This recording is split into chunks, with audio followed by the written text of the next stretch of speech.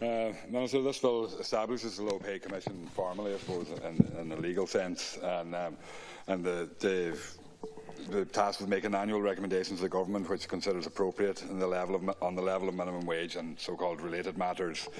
And the Commission, as you know, has been up and running for the last number of months. And I note from the press release that when it was established that the terms of reference I had to look at was the changes in earnings since the national minimum wage was last increased in 2011. Which is interesting because I thought it was restored. That last increase in the national minimum wage was actually in 2007. And it has been cut as part of an austerity measure, but you made much of the fact that you restored it. So I think it should have been it should be looking a lot further back than just simply 2011. And the other one I note with interest is the currency exchange rates. This is an interesting one for them to be considering as well in relation to it, because I assume we lived in the euro area and workers would be paid in Ireland, but maybe there's loads of workers out there being paid in sterling or other currencies as well, and that has to be taken into account. Minister, the legislation provides that the Commission will have 9 members and that you will appoint the members, or whoever the next Minister is will appoint the members of the Commission.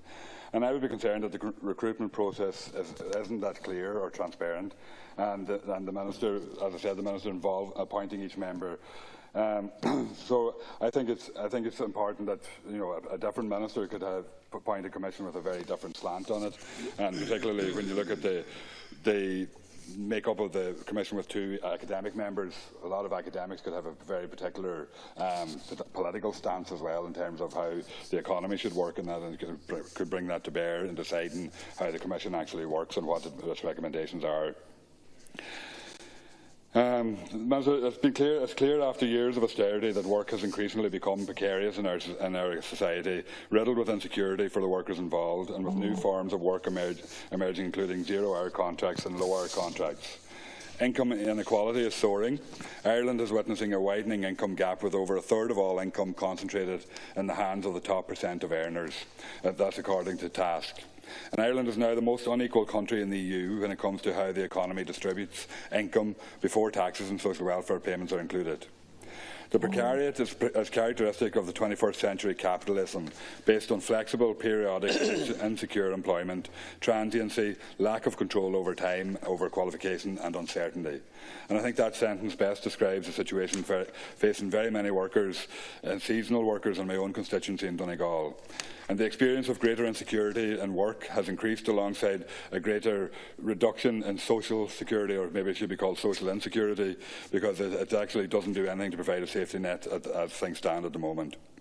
Unemployment is still a huge issue for rural Ireland. Although employment levels have increased, the quality of such employment has decreased since austerity has kicked in. These effects will be felt for many years to come, and I think some of the statistics are startling and should be looked at. There are 272,000 fewer full-time jobs in Ireland today compared to 2007, which is a drop of 15%, and the number of people in part-time jobs is 55,700 higher than in 2007, an increase of 14%. And more than a quarter of part-time workers are underemployed, which is over 115,000 people.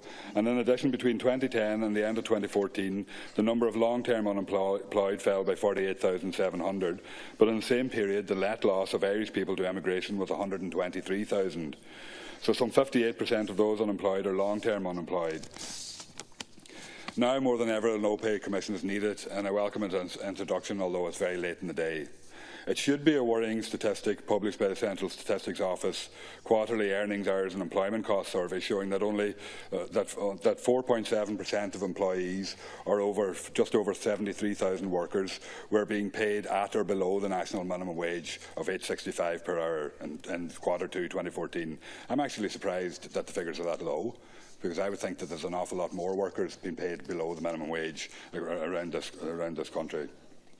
Up until now, the mechanism for reviewing the national minimum wage rate is through the Labour Court, which, after taking into account submissions from interested parties, making a recommendation to the Minister.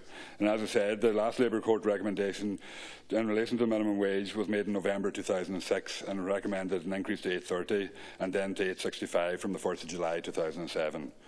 And it was decreased in 2011, but quickly restored by yourselves. But it is now the last increase in the minimum wage that the Minimum Wage Commission has to work in relation to. I'd just like to wrap up by saying that I think that what we should be talking about here is actually the Living Wage Commission rather than a Low Pay Commission, and that we should be looking and working towards the achievement of the living wage rather than looking at tinkering with the minimum wage, which becomes a ceiling for low pay and actually for very many workers actually earning below it. Thank you.